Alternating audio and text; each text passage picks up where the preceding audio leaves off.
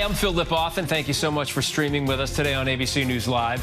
New details emerging in a deadly shooting at a church. Police wrapped up a news conference just a short time ago.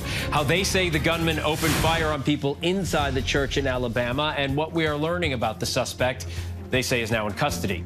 Also ahead, the worries on Wall Street after a day of heavy losses. The latest fallout from the Fed's biggest interest hike in nearly 3 decades and what it means for your personal finances. And we're going to break down the latest from the January 6th committee detailing former President Trump's pressure campaign on his own vice president, Mike Pence. But we begin with the latest on that terrifying shooting at a church in Alabama. Investigators say the gunman attacked a group meeting, killing 2 people and wounding a 3rd. And just a short time ago, police revealed things could have been much worse if a bystander, an attendee at that meeting, hadn't taken action. It was extremely critical in saving lives. The person that subdued the suspect, in my opinion, is a hero. I don't know how many people were in the meeting at the time of the event. But the person that subdued him is a hero. ABC's Elwin Lopez joins me now from Vestavia Hills, Alabama, with more. Elwin, what more did we learn from that news conference? Yeah, well, we walked in there hoping to get a lot of answers, and we left with a few. We do know that the suspect is a 71-year-old white male, but they would not tell us his name. They said that they're waiting for some documents to be processed and a warrant to come out in terms of from the DA's office, from the Jefferson County DA's office. So we're waiting on more information from that. But we also have learned that the 2 people who died, 84-year-old Walter Rainey was deceased on the scene. Sarah Yeager, she's a white female from Pelham, Alabama, 75 years old. She died at the hospital. And the other person who was shot is being treated at the hospital, and she's an 84-year-old woman. We don't know the extent of her injuries, and that is something that we're hoping to learn a little bit later on, Phil. And Elwin, the captain wouldn't go beyond 71-year-old white male for the suspect in this case. Did he say anything about a motive? No, he did not. And actually, we asked him that several times during this press conference. And I asked him, does the suspect know the victims here? And he wouldn't go into that. He wouldn't go into what kind of gun the suspects produced. And there were a lot of questions that we were asking as we were walking out here that we just didn't have the answers to. So we're hoping to learn that. But we did learn that the person that subdued the suspect is being held a hero, not only by law enforcement officials, but by people here in the community. And it is unclear how many people were inside that church at the time of this shooting, but we're hoping to learn some more of that later on in the day, Phil. Elwin, I know you have a lot of news gathering left to do today, but before you go, you told me a little while earlier that you know this community well, a tight-knit community surrounding this St. Stephen's Episcopal Church. What can you tell us about the community and what lies ahead? Yeah, so I was telling you, my family actually lived not too far from here, and I'm very familiar with this community. I can tell you that this morning, for example, we were outside and we could see people jogging, people walking their dogs, some people stopping by to figure out what exactly had happened the day before. And so this is a community that is coming together during this tragic time. We know that several memorials and vigils, prayer vigils, are being held by other churches nearby. And it is one of these places where you go and you just walk a few steps and you see a church, and you walk a few more steps and you see neighbors going outside talking to other neighbors and just getting to know each other. So it's a tight-knit community, but a community also that is aware of what has been going on in the media, what we've been reporting on mass shootings over the past few weeks, and they're very concerned about how this will look in the public as well, to our viewers and in the media. And so I think right now they're trying to get a grasp on that while they're also trying to grieve what is happening here, Phil. Yeah, and no doubt a community that will lean on its faith in the coming weeks and months. Elwin Lopez, thanks so much. Thank you, Phil. Now to those growing concerns about the economy, with the stock market taking another steep plunge yesterday after the Federal Reserve raised interest rates to fight inflation. But that can be a double-edged sword. Business reporter Alexis Christoforous joins me again now with more on this. Alexis, thank you. We are in the midst, as you know, as you've been reporting, of the worst week of stocks since March of 2020. The S&P 500, which is reflected in most retirement accounts, is down 6% this week. So Not should investors be worried, but I guess how much should investors be worried? Right. It's important to look at this sort of through the right lens, depending on your time horizon regarding your investments. But I can tell you that 6% down this week, that number is a lot worse for the year. I'm sorry to share, but the S&P 500 is down 24% since reaching its high back on January 3rd. And a lot of economists who are predicting a recession believe the S&P 500 could fall another 10 to 15% from where it is now if and when that recession does indeed come. And I feel like we just keep repeating ourselves on this point, but I think it's an important one to make. If you don't need your money in the next 3 or more years, these are seen as huge buying opportunities, being able to buy stocks at such a discounted rate. And in the long run, your best move is probably to do nothing at all and let your investments ride. Well, since you've mentioned the R word, we can go into that a little bit. You're talking about investors. Those are people who are investing. The everyday American who doesn't have any kind of portfolio, here's the word recession, is already dealing with these high prices. What are you looking for as we head into what could be a recession? Looking for the consumer and the strength of the consumer right now, because consumer spending started to contract last month, down 0.3%. That was a little bit of a surprise because spending was holding up really nicely underneath all of the pressures of higher grocery prices, higher rent prices, also up 26% year over year. And we're all paying more at the gas pump. But we're starting to see consumers now be a little more thoughtful about their purchases, and it wouldn't surprise me in the months ahead to see consumer spending continuing to pull back. But again, that's what the Fed wants to see, because if we can get consumer demand under control, we have a good shot at getting inflation under control. Something consumers don't want to see outside of high prices is layoffs, and layoffs increased slightly this week. Yes. How concerning is that?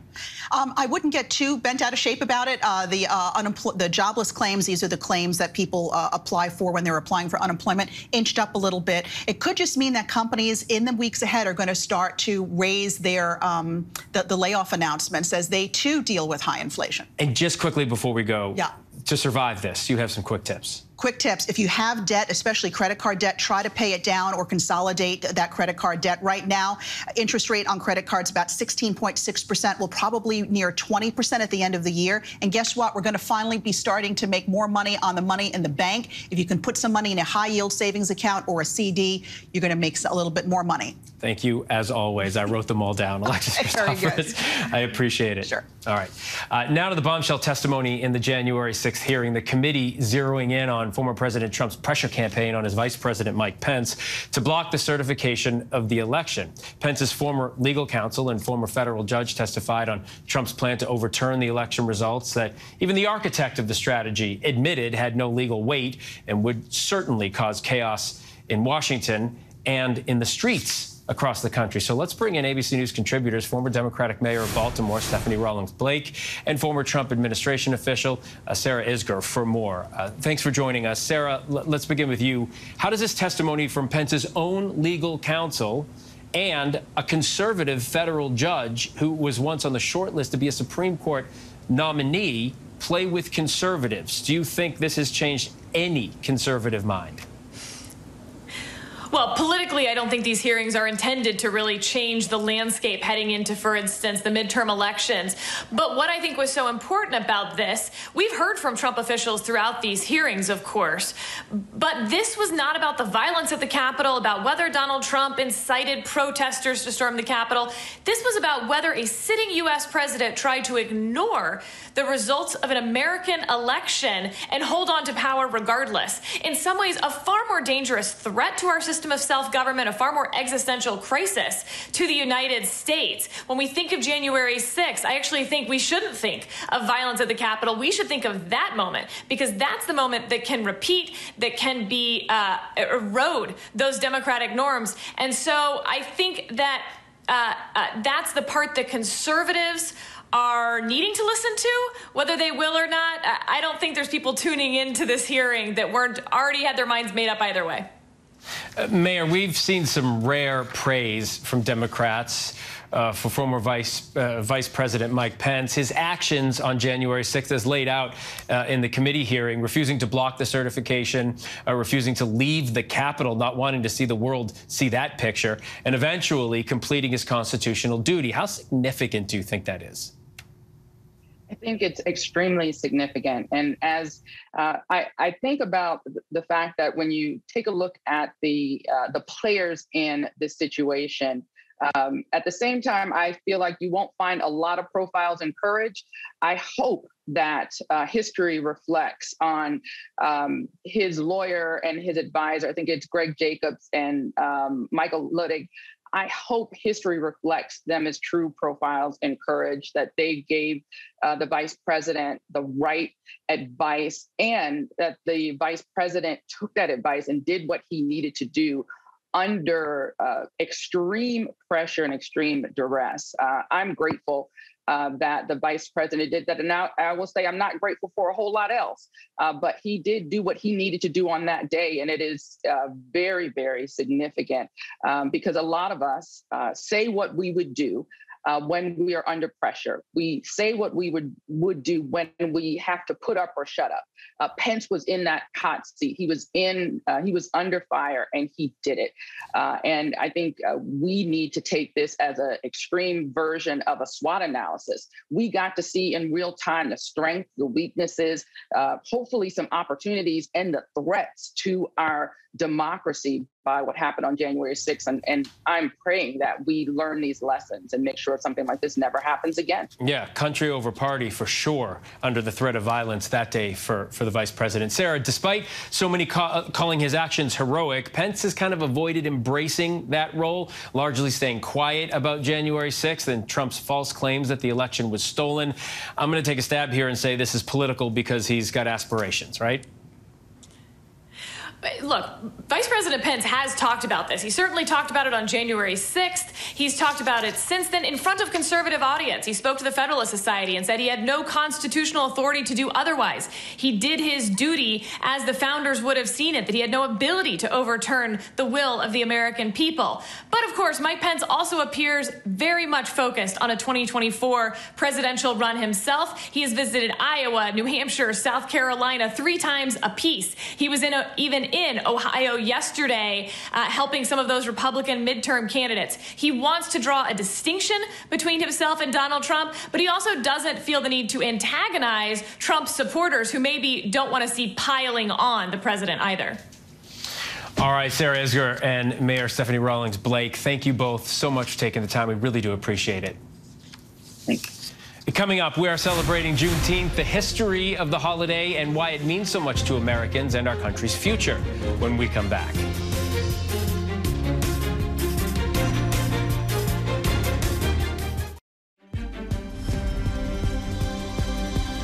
Welcome back. Today marks 1 year since President Biden signed a law making Juneteenth a federal holiday. And on Sunday, Americans across the country will observe that day by celebrating the freedom of the last enslaved African Americans in Galveston, Texas. It wasn't until June 19th, 1865, 2 years after President Abraham Lincoln issued the Emancipation Proclamation, that the news of freedom reached all slaves in the U.S. And just this month, Alabama joined 47 other states that already recognized Juneteenth as a holiday. ABC News contributor and SiriusXM radio host Mike Muse joins me live now for more on all of this. Mike, so good to see you here in studio. So good to see you. Always good to see your smiling Friday, face. man. Happy Friday to you, too. I could tell it was a Friday smile. Yeah. Let's start with the acknowledgement. Yeah. Why is it so important? It's important to acknowledge this is because this is the sheer fact alone that we had over 250,000 enslaved Black Americans that were in Texas. And for 2 years, they were not made aware that the Emancipation Proclamation was actually signed and that they were free. So imagine being a human being, not being treated as a human being and being seen as less than, having to do manual labor for free in the hot, in the heat, in the sun, under extraneous conditions, getting beat, tortured, raped and pillaged, and you actually had the chance to be out of there 2 years ago, right. And then you weren't made aware. And so that is the significance of it. This holiday, makes someone made a federal holiday, allows us to tell that story. And Phil, as you know, that the history always must be told, or else it will get repeated in other forms. And so it's important that we always tell this story. All right, and as I mentioned, Alabama just made Juneteenth a holiday statewide. Can we expect other remaining states to do that? And how important would it be, especially deadly in this political climate that we find ourselves in? Well, I would hope so. But in the political climate that we have today, I don't know. And that is to the point that you're making in this political climate that we're in. But the importance of it will be absolutely significant for it to happen. It's important that every state recognize this. Every state is important in order to show the history, to teach it, to make sure that it's in the schools, to make sure companies acknowledge it, make sure that communities acknowledge it, and to make sure we all take time as a nation, state by state, to acknowledge what happened in the past. Because what we're seeing now, Phil, is that although people are not enslaved anymore, you're still seeing racism and discrimination pop up and out in policies. So long gone are days of where you saw segregated signs, right, for colors only, for whites only. But now you're seeing that in policies. And so if you're unable to understand the history, then you don't understand why these policies are a detriment to communities and to marginalized areas and marginalized communities. And this is why it's important that the states follow suit to make sure that we don't repeat the past in the form of policies. Right, and you're talking about policies and signs, and on a more micro level, Buffalo. That racism still exists and is still deadly in this country. Activists have called on the president to sign an executive order to study reparations by Juneteenth, but there's yet to be really any movement on that. So they've begun staging this installation at the Ellipse. What are they hoping to get out of politicians? What they're hoping is to get significant policy reform and change. And reparations had taken on so many meetings for so many different things. But at this core of the heart of the reparations movement is just that there hasn't been an atonement for what has happened to slavery. There hasn't been atonement that what has happened to Black Americans. And our country and our government hasn't acknowledged the full effect as a whole. We see it in certain movies. We see it right here on ABC News, where we talk about the impacts of what's happened to slavery and how it impacts Black Americans to this day, but we never have seen it as a collective presentation of the effects that happen, all the way from slavery, all the way to unemployment, all the way to Black war veterans not being able to participate in the GI Bill and for mortgages. It's because it's hard for people want to always see the good in America. People always want to see this good and this experiment that is democracy, not to criticize it and not to acknowledge the bad and not to acknowledge that we're still forming a perfect union to this day. And I think that is why they don't want to believe that it's as bad, because they don't see the policies. When you don't see the signs, when you see tangible acts of racism when it comes to signs for colors and for whites, then you see it's there. But we don't see it in the form of housing discrimination. We don't see it in loans. We don't see it in felonies that are still on records. We don't see it when they're keeping Black men out of homes so that order for Section 8 and for housing to come apart. We don't see it in job discriminations. It's invisible, right? And so when it's invisible, then it's othering and it's not there and it can't be real, right? Just move on, all is well. And so that's why the activists are keeping the issue top and front and center and keeping it moving. Well, and some companies have embraced Juneteenth as a holiday, as you mentioned, some companies. What more needs to be done? What would you like to see? What's the wish list? Yeah, well, I'm glad to see that companies are getting involved with it. And I think it's important as companies begin to think about this, it's important that, you know, they have now chief diversity officers. But for me, your company doesn't really believe in diversity and inclusion unless the chief diversity officer is reporting to the CEO. If your chief diversity officer is still reporting to the human resources group, then it's not real, right? When it's reporting to the CEO, that means the CEO is putting diversity and inclusion in the annual reports to the shareholders. When it's reporting to the CEO is making sure that that department or that figure, that officer is fully funded in the role and position in order to make sizable change and not just donating $10,000 to a gala for charity, right? Not surface change, not meaningful surface, change. But that only happens when it reports to the CEO, and that means that it's real. And so for me, it starts there. Everything else is performative. All right. Mike Muse, thank you so much. Great conversation and always good to see you. Good to see you, Phil.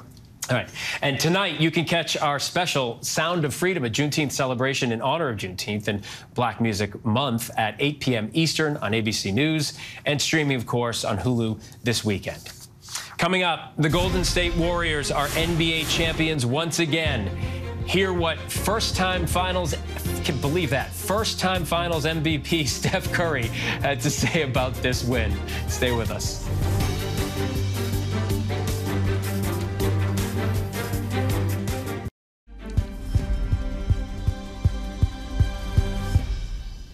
Welcome back to ABC News Live. The FDA has officially authorized COVID-19 vaccines for kids as young as 6 months old. This comes as the CDC advisory panel is meeting today to review the data from both Pfizer and Moderna. The CDC panel is expected to vote on whether or not to recommend shots for kids under 6 years old on Saturday. If it's recommended by the CDC, we could see shots in arms as soon as Tuesday. The Texas House Committee investigating the deadly mass shooting in Uvalde holds its second hearing today. Yesterday, we heard from the principal of Robb Elementary School, Mandy Gutierrez.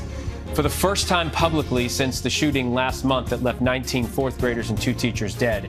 She tells us that she will wait until the report comes out before she makes any further comments. But for now, she's just concerned about the families and the kids at that school. The committee will meet again today. This comes after one of the last victims was laid to rest. The family of 11-year-old Layla Salazar said their goodbyes Thursday in the 20th of 21 funerals. The Golden State Warriors are NBA champions once again after beating the Boston Celtics in Game 6 of the Finals last night. The win marks the team's 4th NBA title in 8 years. ABC's Will Reeve in Boston with the latest. And that'll do it. The Golden State Warriors are NBA champions. Blowing out the Boston Celtics 103-90, Golden State capturing their 4th title in 8 years. Superstar Steph Curry bolstering his already legendary credentials with his first Finals MVP award. At what moment in the game did you realize you were going to win your 4th title, and what were the emotions and thoughts running through you? I started to get really emotional because of, again, all that weight that we've carried over these last 3 years of trying to get back here, how hard it is to get to this level and how hard it is to win. And with about a minute and a half left, I actually literally started crying on the court just because I knew how much it meant. The all-time great emotional at the final buzzer and celebratory after. After missing 2 full seasons with injuries, the mountaintop feels extra special to Klay Thompson. It's not Everest, but it's close. Maybe Kilimanjaro. The Achilles is a beast. You gotta just be so tedious. ACL is not easy either, but to be out here and still be playing at a high level, I'm just grateful, and I thank God every single day. Draymond Green sharing his 4th title with his family. I want my kids to be able to see these things and understand, you know, the hard work, and they see the preparation. And so for them to see the reward at the end of hard work, it's a beautiful thing. Hey, DJ, what do you think about all of it? Good. For Coach Steve Kerr and the Warriors, this title is unlike all the others. When we had the worst record in the league 2 seasons ago, it was hard to imagine we would ever, reach the finals stage again. For us to win this series and complete the journey is incredible. Will Reeve for us on the parquet in Boston. I'm Phil Lipoff. Stay with ABC News Live as we continue with more news, context, and analysis as the day continues.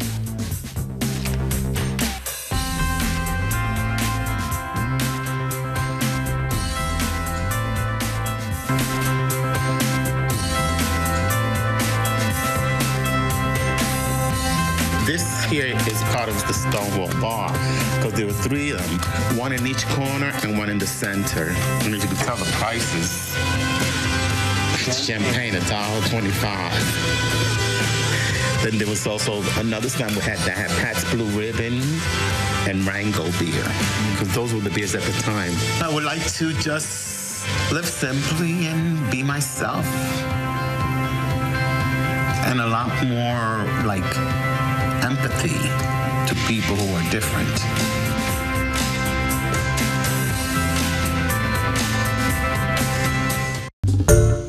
Hi everyone, George Stephanopoulos here. Thanks for checking out the ABC News YouTube channel. If you'd like to get more videos, show highlights, and watch live event coverage, click on the right over here to subscribe to our channel, and don't forget to download the ABC News app for breaking news alerts. Thanks for watching.